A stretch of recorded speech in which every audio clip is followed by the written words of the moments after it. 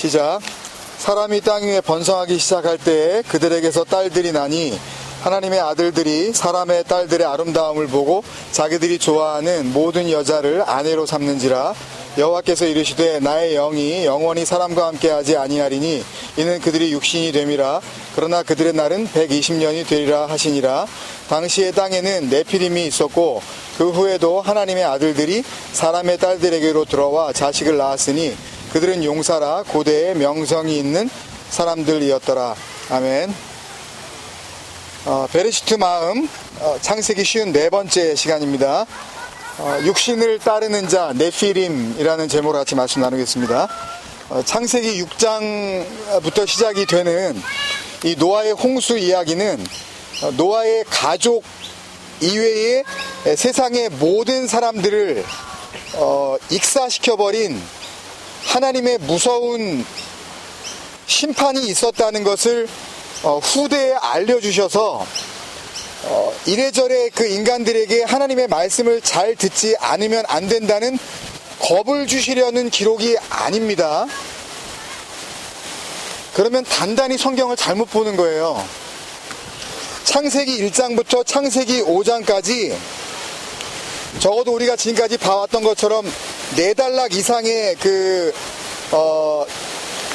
부분으로 나누어서 볼 수 있었던 짤막짤막했었던 그 집중된 구원의 복음을, 그 하나님의 약속을 노아, 이 하나님의 안식이라는 이 노아흐라는 역사적 그 실존 인물을 통해서 그 사람의 인생 가운데 상당히 긴 시간 동안에 그 긴 이야기 속에서 말씀하시고 설명하셔서 알아듣게 하시려는 복음이라는 것을 우리는 잊지 말아야 합니다.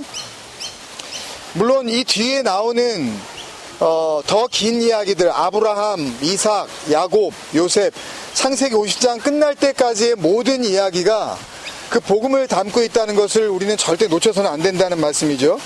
그러니까 앞으로도 말씀을 혼자 이렇게 보시다가 잘 모르시겠다거나 아니면 이해가 안 되는 그런 대목을 만나시면 예수님께서 말씀해 주셨던 것처럼 모든 성경의 그 헤아림, 그 기준은, 측량 기준, 그 메트로는 예수 그리스도가 유일하시다는 그 진리를 여러분들이 떠올리실 줄 아셔야 돼요.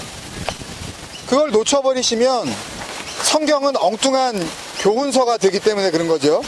그래서 그 진리를 분명하게 마음속에 붙잡으시고 그 성경의 유일한 기준 되시는 그 그리스도 안에서 잘 모르겠었던 그 말씀을 계속 보실 수 있는 그 열려진 눈, 그 하나님께서 보게 하시려는 것을 보게 되어지는 그 열려진 눈을 그 구하시는 그런 여러분들의 삶이 되어야 될 줄로 믿습니다.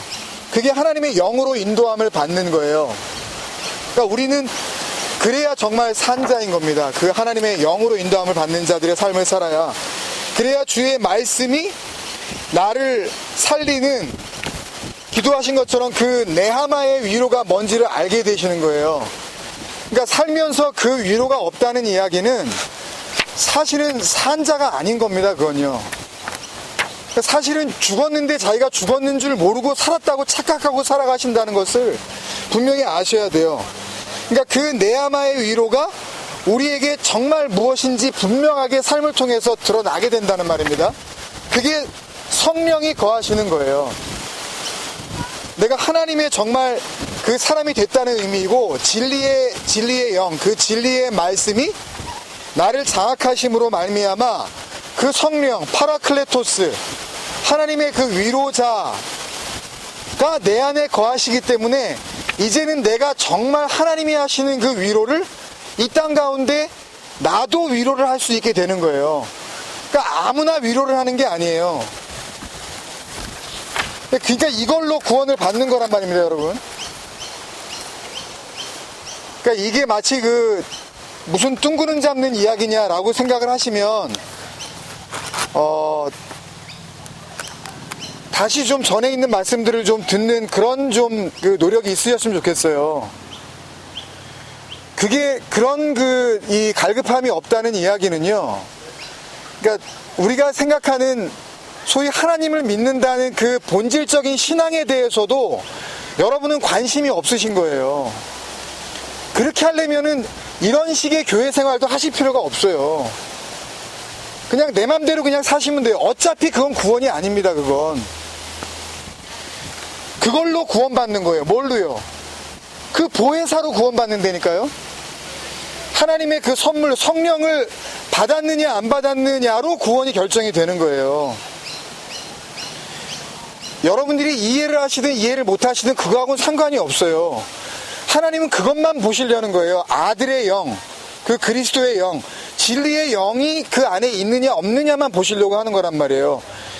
그리스도의 옷을 입었느냐 안 입었느냐로 표현이 되는 거잖아요. 그게요. 그 진리의 말씀으로 구원을 받는 거란 말이에요. 그래서 지난주 그 마가복음 4장 25절에서도 예수님이 그러셨잖아요. 있는 자는 받을 것이요 없는 자는 그 있는 것까지도 빼앗기리라. 있다는 게 뭐가 있겠다는 얘기겠어요. 12절 그 앞에 기억나시죠? 그 앞에 너희의 헤아리는 그 헤아림으로 너희가 헤아림을 받을 것이며 더 받으리니, 그러니까 너희 안에 그 헤아림이 있느냐는 거죠. 하나님의 말씀이 어떻게 보이는지 그 분명한 측량 기준, 그게 너희 안에 있느냐, 그게 있는 자란 말이에요. 그게요. 그 기준이 뭐였어요? 모든 성경이 예수님께서 나에 대하여 증언하고 있다라고 하시는 그 마르티레오, 성경의 해석의 자유라는 것은 있을 수가 없다.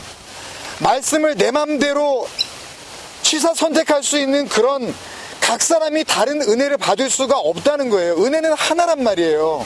살리시는 그 은혜는 예수 그리스도라는 그 영원한 그 기준이 네 안에 있냐는 거죠. 그게 있는 자는 받을 것이요예요. 그럼 뭘 받겠어요, 여러분? 하나님이 예수 그리스도를 통하여서 우리에게 주시려고 하는 거, 그 영원한 생명, 우리는 알 수도 없는 그 하나님의 나라에 들어갈 수 있는 하나님의 아들이 되는 그 권세, 그 구원을 받을 거고, 그 기준이 네 안에 없으면, 예수 그리스도라는 그 기준이 네 안에 없으면, 다시 말해서 하나님의 영이 없는 너, 그 진리의 말씀을 품지 못한 너는 네가 있다고 생각하는 그것 때문에 심판을 받으리라는 말씀이 그 있는 것까지도 빼앗기리라였죠. 그게요. 그러니까 내가 있다고 생각하는 거, 내가 하나님을 믿는다고 생각하는 그거는 사람을 기쁘게 하는, 자기 자신을 기쁘게 하고, 내가 하나님을 믿는다고 생각했을 때 여러분들이 마음에 뿌듯해지잖아요. 그리고 그 하나님이 나를 사랑하신다고 생각하는 여러분들의 어떤 그 사랑의 기준 때문에 여러분 스스로 마음이 이렇게 좀 위로를 받잖아요. 그게 전부 자의적 숭배란 말입니다. 그게 마귀적 생각에서 나오는 자의적 해석이란 말이에요. 하나님에 대한. 그게 꾹 참자는 겸손이었잖아요. 그게요. 한번 하나님을 믿으니까 내가 어떻게 해서든지 이런 그 성질머리를 잘 참아보자. 그리고 또 그 성질을 못 참는 걸 보고 또 옆에 있는 사람이 그러잖아요. 하나님을 믿는 사람이면서 은혜를 받았다고 그러고서 그것도 못 참느냐고 또 이렇게 판단을 하죠. 그러니까 서로가 진리가 없기 때문에 그런 판단하고 있는 거예요. 그게 다. 참 안쓰러운 거예요. 그걸 가지고 하나님을 믿는다고 하고 있으니까. 말이 안 통하는 거란 말입니다. 그게 엄격한 자기 성질 관리. 그러니까 내가 하나님을 믿으면서 이렇게 변화됐다고 이렇게 말하고 싶은 거 있잖아요. 그런 짐승스러운 그 예배하는 그런 행동들, 그 땅적 예배자의 모습이 그렇게 자기가 인정받고 싶어서 안절부절하는 모습으로 나타난단 말이에요.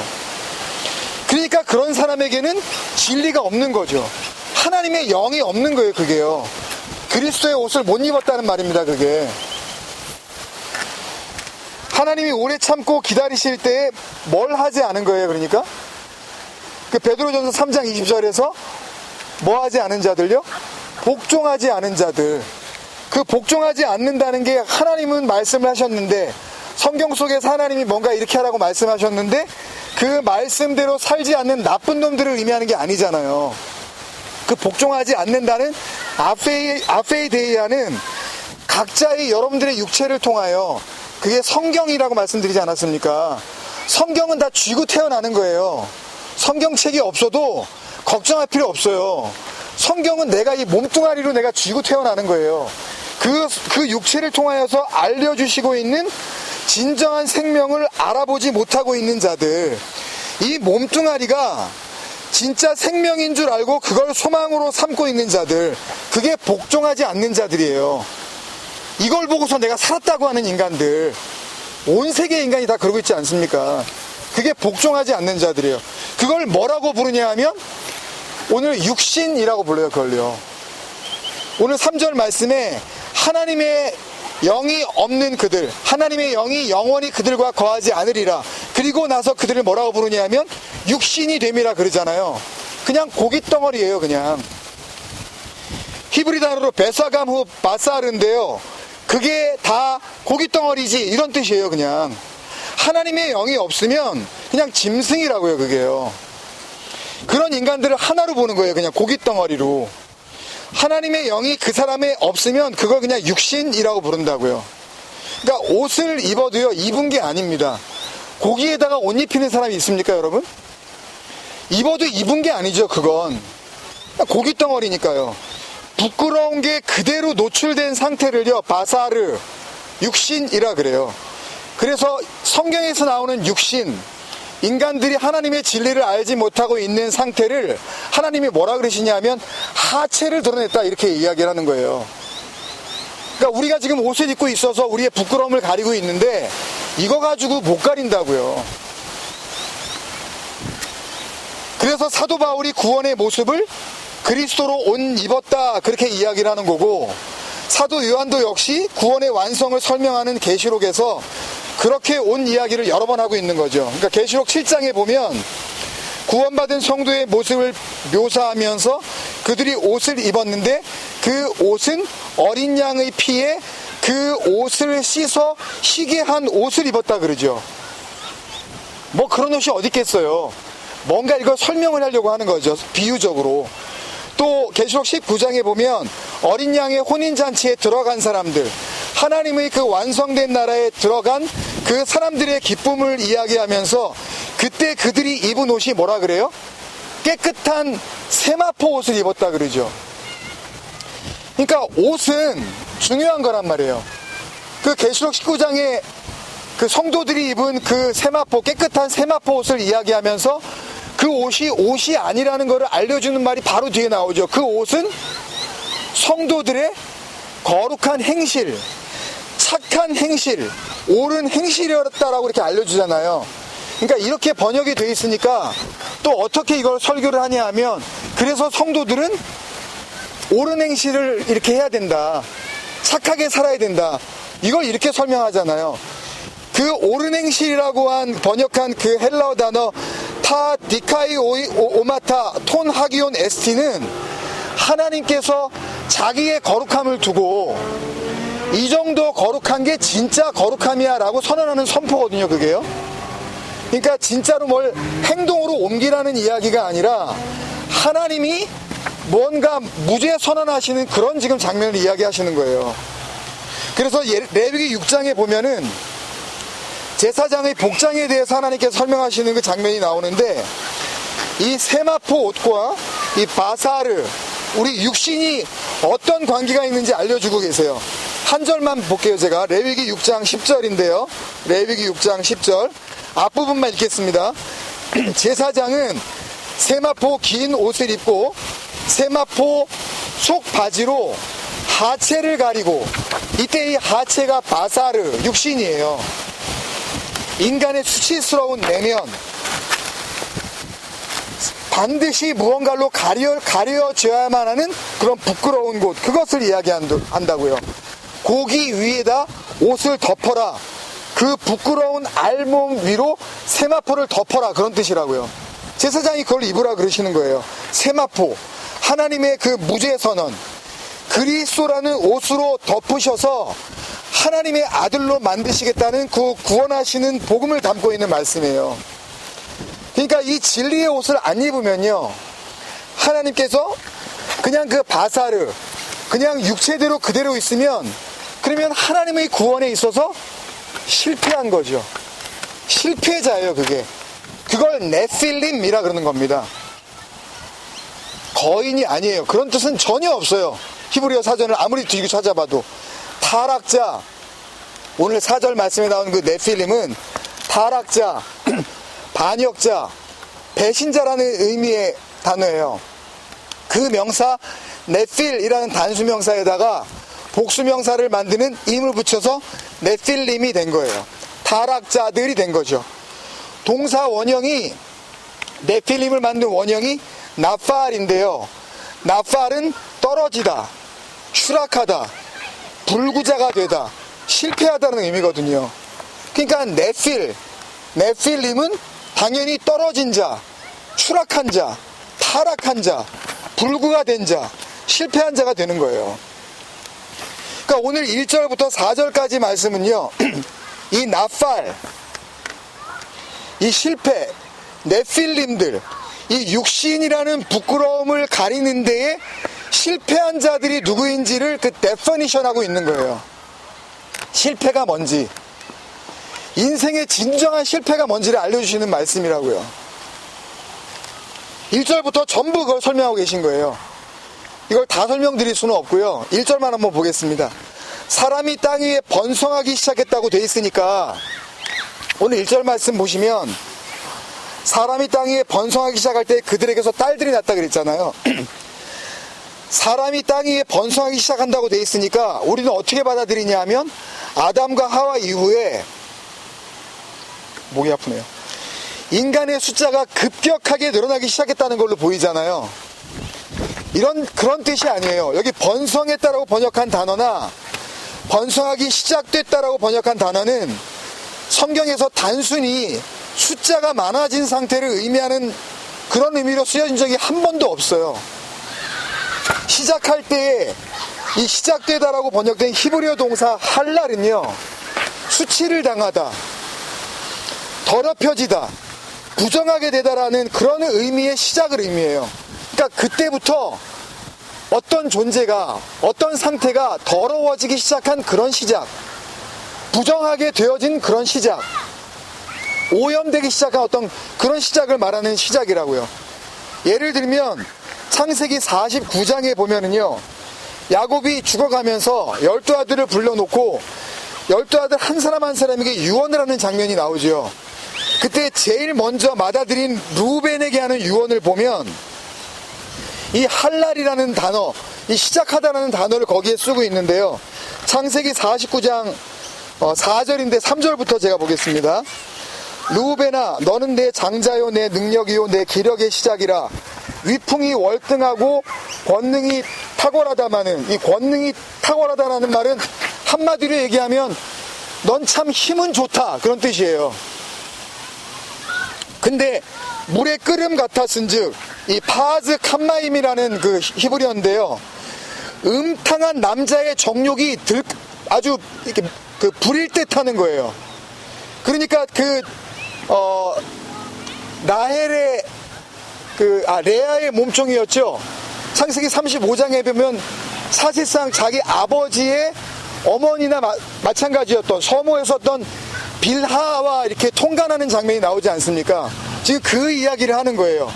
물의 끓음 같았은즉, 탁월했는데 근데 너는 탁월하지 못하대요. 왜냐하면 내가 아버지의 침상에 올라 이게 더럽혔음이로다가 할랄이에요, 그냥. 그러니까 단순히 시작이 아니라고요. 아담과 하와가 단둘밖에 없다가 900년 넘게 살면서 막 기하급수적으로 인간들을 많이 생산해냈다, 그런 얘기를 뭐 때문에 하겠어요, 성경에. 그게 뭐가 중요해요. 전부 복음을 이야기하시려고 한단 말이에요, 그 하나님은. 그 할랄이에요. 그때 더럽혀졌다. 내 침상에 올라와서 아버지의 자리를 네가 더럽혔다, 그거예요. 그리고 이런 더럽혀짐이 가득 찬 게 번성입니다. 그게 라바부예요. 그러니까 인간의 숫자가 많아진 게 아니라 그 더럽혀짐이 가득했다라는 의미입니다. 라바부. 그래서 그 뒤에 5절 말씀에 보면, 다음번에 보겠지만, 여호와께서 사람의 죄악이 세상에 가득함과, 이게 라바부예요. 단순히 무슨 숫자가 많아진 번성이 아니라 뭔가 가득 찬 상태, 죄악이 가득 찬 상태, 그 옷 벗은 줄도 모르고 그 자기의 수치를 드러낸 그 상태에서 그 죄악됨이 완전히 가득 차버린 그 상태, 그게 라바브라고요. 번성이에요. 라브 같은 단어라고요. 그러니까 1절 말씀은 인간의 숫자가 많아진 그런 이야기를 하는 게 아니라 인간의 그 육적 더러움이 온 세상 가운데 꽉 차버렸다는 지금 이야기를 알려주고 계시는 그런 말씀입니다. 2절, 3절, 4절 전부 다 그런 이야기예요. 하나님께서 오래 참고 기다리실 수밖에 없는 대상으로서의 그 실패자, 뭐예요? 네필림. 그 네필림들에 대한 설명이에요. 그러니까 네필림은 육신 그대로 진리를 모른 채 그 실패자 네필림 그대로 있으면 어떻게 돼요? 네필림은 어떻게 돼요? 나중에 심판을 받아요. 뭘로? 물로. 물은 진리라 그랬죠. 하나님께서 위에서부터 흘려주시는 말씀이라 그랬죠. 그게 그리스도로 오신 거 아닙니까? 그걸 설명해 주시려는 거예요. 단순히 홍수가 났으니까 니네 조심해야 돼, 하나님 잘 믿어 겁주시는 게 아니라 복음을 알려주시는 거예요. 진리에 의해서 심판을 받을 거라고, 하나님의 말로 너희는 심판을 받을 거라고, 그 말이 너희 안에 없으면 그게 네필림이라고.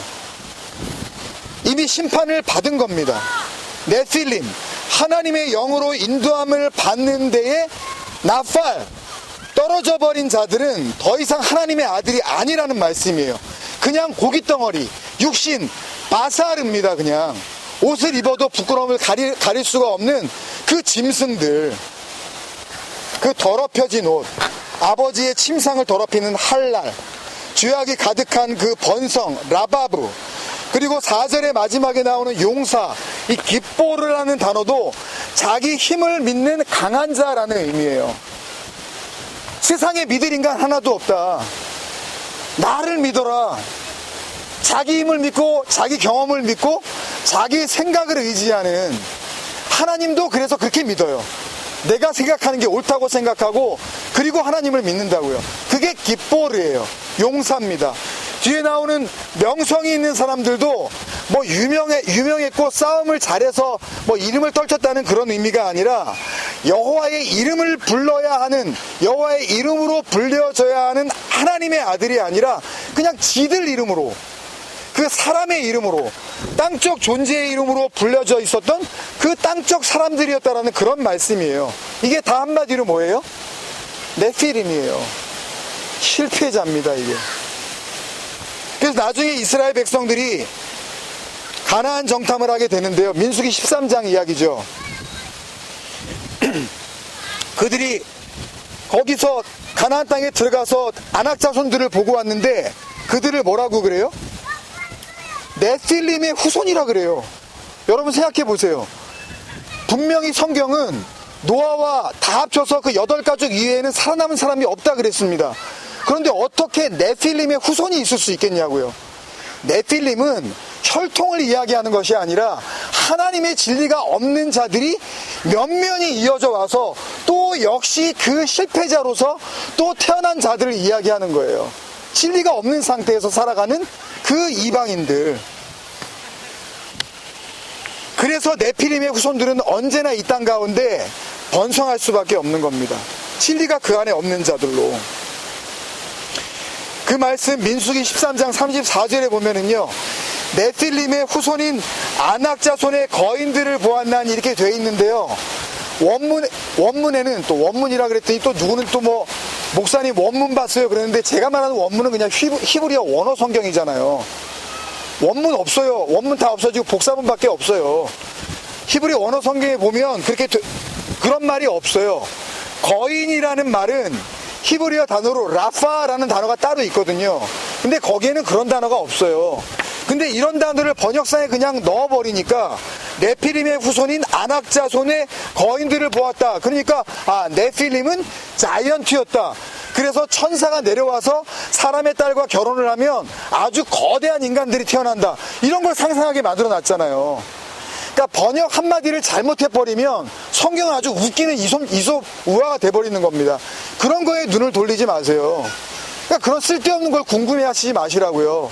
복음과 진리에 갈급해 하시고 여러분들이 살 길을 찾으셔야죠. 그런 거 알면 뭐하고 모르면 뭐 할 거예요, 그걸요. 오늘 이 말씀을 그래서 한 문장으로 잘 정리해 준 사도 바울의 복음이 있어서 그걸 같이 제가 읽고 마치도록 하겠습니다. 로마서 8장 9절이에요. 지금까지 드린 말씀을 여러분들이 오버랩 시키면서 지금 읽는 로마서 8장 9절의 말씀 한번 잘 생각해 보세요. 만일 너희 속에 하나님의 영이 거하시면, 아까는 하나님의 영이 거하지 않으면 뭐라 그랬어요? 그냥 육신이라 그랬죠. 그러면 만일 너희 속에 하나님의 영이 거하시면, 그러면 뭐라 그래요? 너희가 육신에 있지 아니하고 이야기하잖아요. 영에 있나니 누구든지 그리스도의 영이 없으면 그리스도의 사람이 아니라. 그럼 뭐란 얘기예요? 네피림, 실패자, 구원에 있어서 떨어져 버린 타락한 자들. 그러니까 진리를 마음으로 자기 생명으로 품지 못하면 아무리 열심히 하나님을 믿는다 그러고 그 생활을 갖다가 그렇게 부지런히 한다 그러더라도 구원 없다니까요. 구원은 알고 가는 겁니다, 여러분. 구원이 이 땅에서 받고 확인하고 가는 거예요. 잘 모르겠는데요? 그러면 아닌 거예요. 하나님의 영으로 인도함을 받지 못하면 아무리 고상한 척하고요, 뭐 대단한 목회를 해서 수만 명, 수십만 명을 거느리는 그런 뭐 엄청난 목회자라 할지라도 거룩한 척하고 자기가 많이 변화되어져서 많이 훈련받아서 뭐 대단한 일을 많이 하고 선량한 일을 많이 하고 자기 돈을 다 사비를 털어 가난한 사람을 도와준다 할지라도, 고린도전서 13장 그랬잖아요. 자기 몸을 불사르게 내어줄 줄라도 사랑이 없으면, 우리에게 사랑이 있나요? 그 아가페는 우리 게 아니란 말입니다. 그 사랑은 우리가 사랑하자는 그 사랑이 아니에요. 하나님을 이야기하는 거예요. 아가페는 하나님이에요. 그 아가페가 없으면 아무것도 아니라 그러잖아요. 물어보세요, 여러분들 스스로에게. 내 안에 하나님이 있는지, 내가 그리스도가 됐는지, 그 옷을 입고 계신지 물어보시라고요. 아니면 네피림이에요, 여전히. 면면이 그 혈통을 이어가시는 거예요. 언제까지 그렇게 사시겠냐고요. 제발 복음을 들으세요. 말씀을 통해서 여러분을 살리시려고 하는 그 아버지의 마음을 좀 귀 기울이시라고요. 썩어질 여러분들의 육신에 소망을 두지 마시고 예수 그리스도로 약속하시는, 이 땅이 아닌 그 영원한 나라를 약속하시는 그 하나님의 영원한 진리 가운데 소망 두시기를 주님의 이름으로 간절히 축원드립니다. 제가 기도하겠습니다.